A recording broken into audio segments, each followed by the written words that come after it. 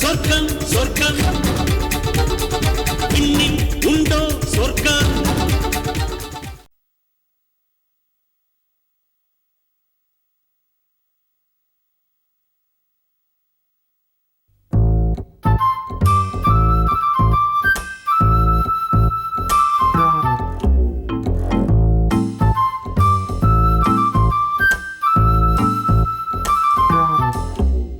ஏய், நீ கேட்டு கிட்ட வரப்பவே சென்ட் வாசனை உனக்கு முன்னாடி வருது. அப்பா, என்ன வாசனடி? ஃபாரின் சென்ட் ஆச்சே. உனக்கு வேணுமா? ஆமா. எவ்வளவுடி? இரு, பேக்ல தான் வச்சிருக்கேன்.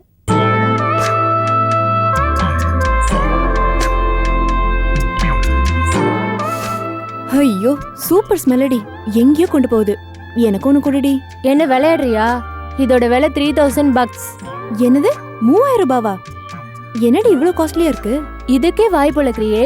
என்னுடைய பாய் ஃப்ரெண்ட் வச்சிருக்கிற சென்ட் 10,000 ரூபாய். அவன் தான் இதை எனக்கு வாங்கி கொடுத்தான். உனக்கு வேணும்னா சொல்லு, 3000 ரூபாய் கொடு, வாங்கிட்டு வர சொல்றேன். ஐயோ, அவ்வளவு பணத்துக்கு நான் எங்கடி போறது? ஏ, உன் சித்திர பணக்காரி வீட்டு பையன் தானே. கேமரா செல்லாம் வாங்கி கொடுத்தான். அவங்கிட்ட கேளு.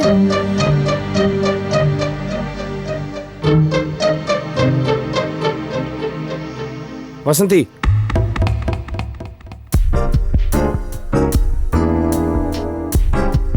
நீ ஆசைப்பட்ட மாதிரியே அந்த சென்ட் இன்னும் 2 நாளில் நானே உனக்கு வாங்கி தரேன். அதுக்கப்புறம் நீ வரதையும் சென்ட் வாசனை வச்சு நான் தெரிஞ்சுக்கிறேன். ரொம்ப தேங்க்ஸ். 2 நாளில் 3000 ரூபாய் எப்படி உஷார் பண்ணணும்னு தெரியலையே. என்ன சித்திர, என்ன யோசிக்கிற? இப்போ ஒன்றும் இல்லை வசந்தி, இப்போ 2 நாளில் பஜார் போகிறதுக்கு என்னென்ன பர்ச்சேஸ் இருக்குன்னு யோசிச்சேன், அவ்வளோதான். இது ஜஸ்ட் $3000 தானே, அது ஒன்றும் எனக்கு ப்ராப்ளமே இல்லை. இதை பாரு வசந்தி, உன் ஆசை எதாக இருந்தாலும் அதை நிறைவேற்றுறது தான் என் வேலை, புரியுதா? நீ சந்தோஷமா கிளாஸுக்கு போ, நான் பார்த்துக்கிறேன்.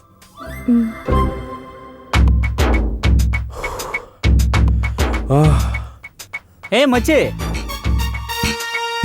ரொம்ப அலட்சியமா ஒரு $3000 தானே பீலா மேல பீலா விட்டுட்டு இருக்க. அவ்வளவு பணத்துக்கு என்னடா பண்ண போறேன்?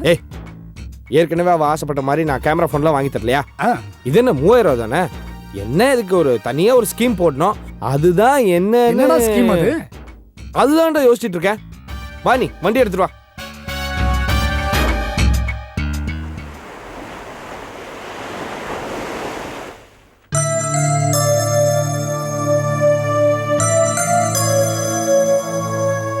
என்னங்க சந்தா, பஸ்ஸுக்கு காஸ்தா.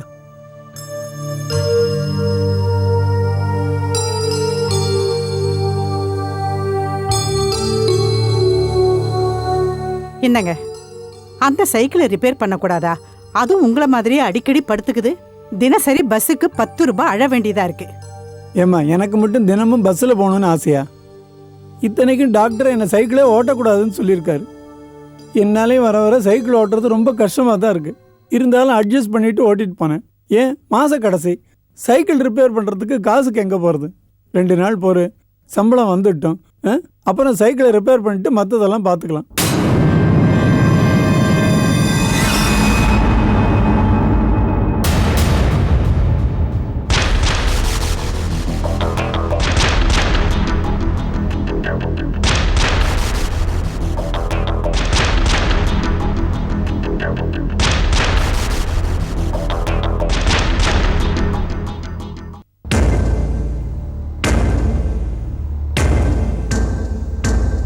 இன்ஸ்பெக்டர், நான் என் வீட்டுக்காரர்கிட்ட கொஞ்சம் பேசணும். பேசிட்டு சீக்கிரம் போமா.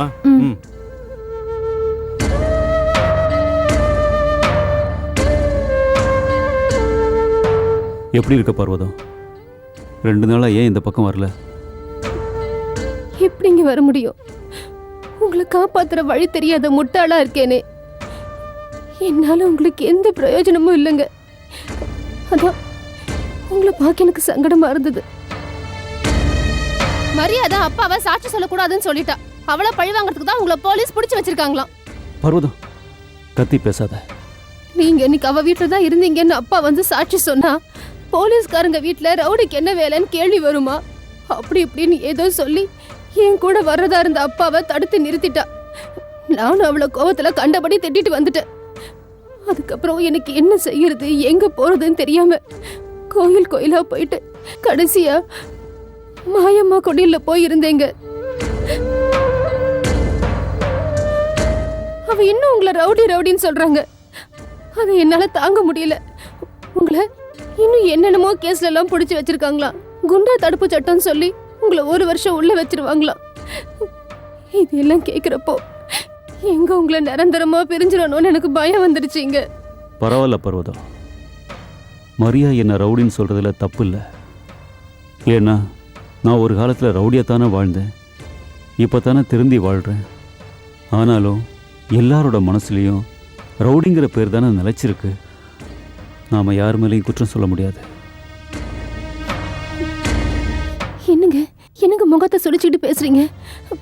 போலீஸ்காரங்க உங்களை அடிச்சாங்களா? அதெல்லாம் ஒன்றும் இல்லை பர்வதம். உன்னை தனியாக விட்டுட்டு நான் இங்கே இருக்கேன்ல, அந்த கவலை தான். டைம் ஆயிடுச்சுமா, கிளம்பு கிளம்பு. என்னை பற்றி கவலைப்படாத பர்வதம். ரொம்ப நேரம் நம்ம பேச முடியாது. அவங்க வெளியில் போன்னு சொல்கிறதுக்கு முன்னாடி நீ கிளம்பிடு.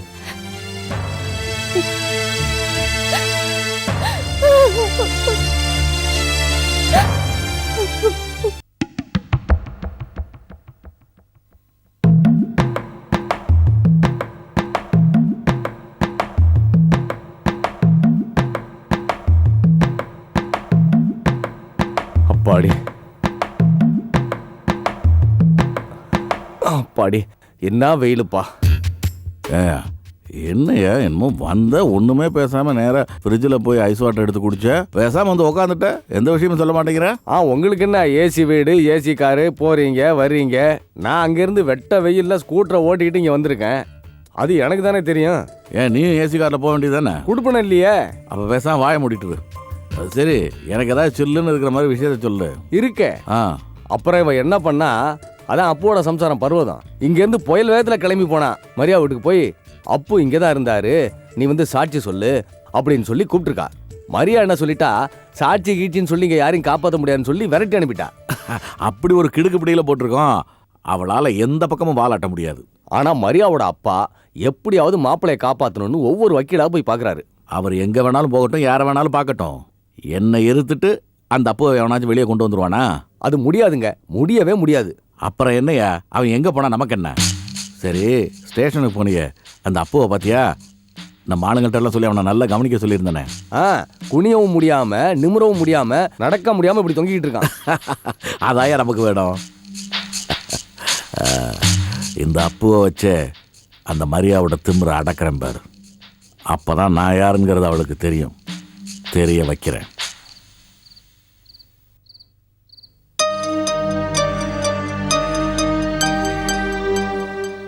பர்வதம்,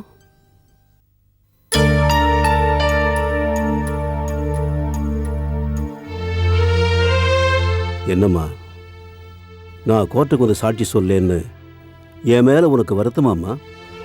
நான் யார் மேலேயும் வருத்தப்படுற மாதிரி இல்லப்பா. மரியா மேல உனக்கு கோபம் இருக்கிறது நியாயம்தான், அதை நான் தப்புன்னு சொல்ல வரலம்மா. எனக்கு நீயும் ஒரு மகனாம்மா. உனக்கு ஏதாவது ஒரு பிரச்சனை என்ன, அதை பார்த்து என்னால் சும்மா இருக்க முடியுமா? மரியா அவ வேலையில் இருக்கிற கஷ்டத்தை சொல்றா, அதுக்காக மாப்பிள்ளையை நாம இப்படியே விட்டுற போறதில்ல. நானும் வக்கீலை பார்த்து பேசிட்டு தாமா இருக்கிறேன். இப்போ நீ வந்து விவரம் சொன்னதுல இருந்து நான் எல்லா முயற்சியும் பண்ணிட்டு இருக்கிறேன். எனக்கு என்ன பண்றதுன்னே தெரியலப்பா. எந்த வக்கீலுமே கேஸ் எடுத்துக்க மாட்டேன்னு சொல்றாங்களேப்பா. விடம்மா, 10 பேர் இல்லைன்னா 11வது ஆள் நம்ம கிடைக்காம போயிடுவானா? தட்டுங்கள் திறக்கப்படும் சும்மாவா சொல்லியிருக்காங்க? முடிஞ்ச வரைக்கும் தட்டி பார்ப்போம்மா. என்ன நடந்தாலும் தன்னம்பிக்கையும் தைரியத்தை மட்டும் இழந்துடக்கூடாதம்மா. நீ தனியா வேற இருக்க, பயந்து போயிருப்பேன்னு தான் நான் பார்க்க வந்தேன். ஏம்மா, நீ சாப்பிட்டியாம்மா? ஏன் ஏம்மா சாப்பிடல? போய் சாப்பிடு போ. சாப்பிட பிடிக்கலப்பா. இதை பாருமா, கவலையே ஒரு பெரிய வியாதி. இதில் சாப்பிடாம இருந்தால் உடம்பு என்ன ஆகும்? போம்மா, போய் சாப்பாடெல்லாம் எடுத்துட்டு வா. என் கண் முன்னாடியே உட்காந்து சாப்பிட்றேன். சாப்பாடு எடுத்துட்டு வா போ. சரிப்பா, உங்களுக்கும் சாப்பாடு எடுத்து வைக்கிறேன், நீங்களும் சாப்பிடுங்க. இல்லைம்மா, நான் வரும்போதே சாப்பிட்டு வந்துட்டேன். நீ சாப்பிடு. போம்மா.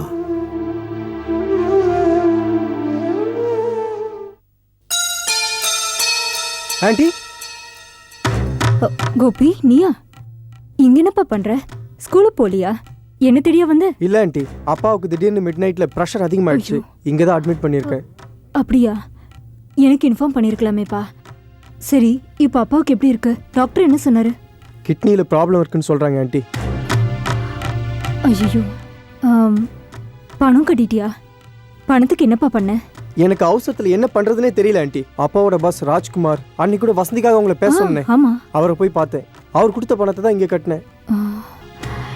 எல்லாருக்கும் ஹெல்ப் பண்றாருல, கிரேட் மேன். சரி வா, அப்பாவை போய் பார்க்கலாம். சரிங்க ஆண்டி. வாம்மா. வணக்கம் சார். இப்போ உடம்புக்கு எப்படி இருக்கு?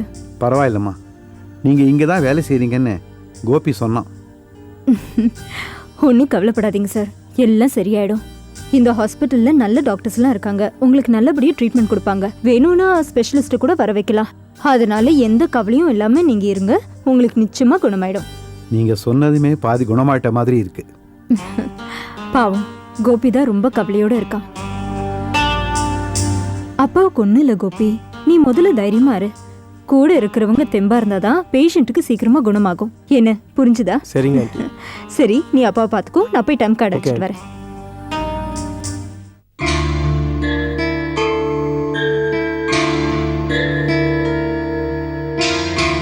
Excuse me doctor. B5 இருக்கிற பேஷண்ட் எனக்கு தெரிஞ்சவர். அவரோட பையனும் என் பொண்ணும் ஒரே ஸ்கூல்ல தான் படிக்கிறாங்க. அவங்க அப்பாவுக்கு உடம்பு முடியலன்னு அந்த பையன் ரொம்ப வரிடா இருக்கான். அவருக்கு என்ன ப்ராப்ளம் டாக்டர்? ஏதாவது பயப்படும்படியா? ஓ, B5 பேஷண்ட்டா? யூ டெஸ்ட் ரிசல்ட் எல்லாம் இன்னும் வரல. வந்த அப்புறம் தான் எதுவும் சொல்ல முடியும். But kidney should be all right. இல்லைன்னா கிட்னி டிரான்ஸ்பிளான்டேஷன் பண்ண வேண்டிய சூழ்நிலை வந்திருக்கும். மற்றபடி அவர் கண்டிஷன் எப்படிங்கிறதெல்லாம் நெஃப்ராலஜிஸ்ட் ரிப்போர்ட் வந்தப்புறம் தான் சொல்ல முடியும். ஆமாம், பேஷண்ட்டுக்கு அட்டெண்டர்லாம் இருக்காங்கல்ல? அவரோட சன் கூட இருக்காரு. ஓகே. நீங்கள் என்ன மார்னிங் டியூட்டியா? ஆமாம் டாக்டர், டியூட்டி முடிஞ்சிருச்சு. பேஷண்ட் பற்றி கேட்டுட்டு போகலான்னு தான் வந்தேன். சரி டாக்டர், நான் வரேன். ஓகே.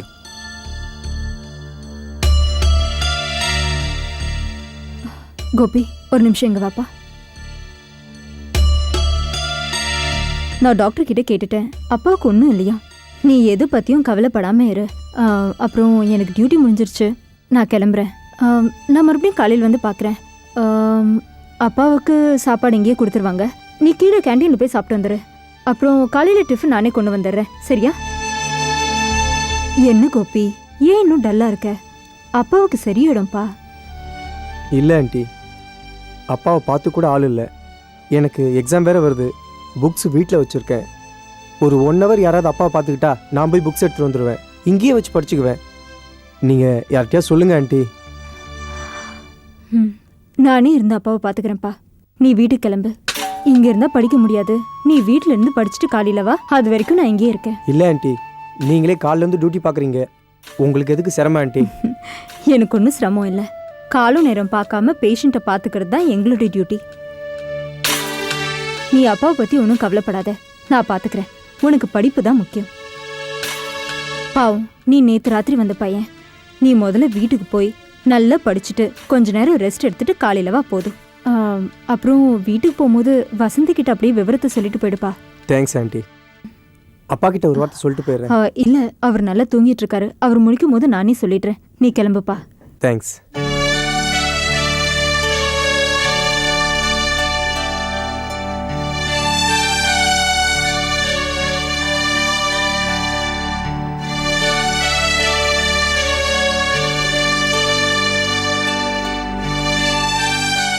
சிஸ்டர், சேகர்ங்கிற இந்த ரூம் தானே? ஆமாம் சிஸ்டர், இந்த ரூம் தான். அவரை பார்க்க விசிட்டர் ஒருத்தர் வந்திருக்காரு. இந்த நேரத்தில் யாரு? பேஷண்ட் நல்லா தூங்கிட்டு இருக்காரு, தொந்தரவு பண்ண வேண்டாம். யாரா இருந்தாலும் காலையில் வந்து பார்க்க சொல்லுங்க. பரவாயில்ல மேடம், வர சொல்லுங்க. யாராவது முக்கியமானவங்களா இருக்க போறாங்க. ஒரு 5 நிமிஷம் பார்த்துட்டு போட்டுமே. ரொம்ப ஸ்ட்ரெயின் பண்ணிக்க கூடாது. 5 நிமிஷத்துல பேசிட்டு அனுப்பிச்சிடணும், சரியா? சரிம்மா. சரி, நீங்க வர சொல்லுங்க. Okay sister.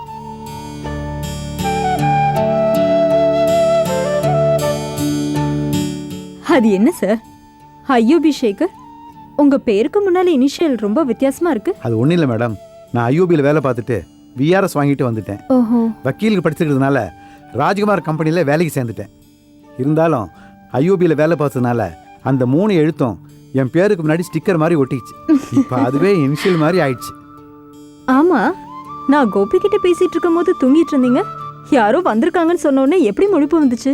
கோபி இங்கே இருந்தப்போ நான் சும்மா தான் கண்மூடி படுத்திருந்தேன். நான் பேசியிருந்தேன்னா அவன் என்னை தனியாக விட்டு போயிருக்க மாட்டான். அதனால தான் தூங்குற மாதிரி படுத்திருந்தேன். நீங்கள் பேசினதெல்லாம் கேட்டுட்டு தான் இருந்தேன்.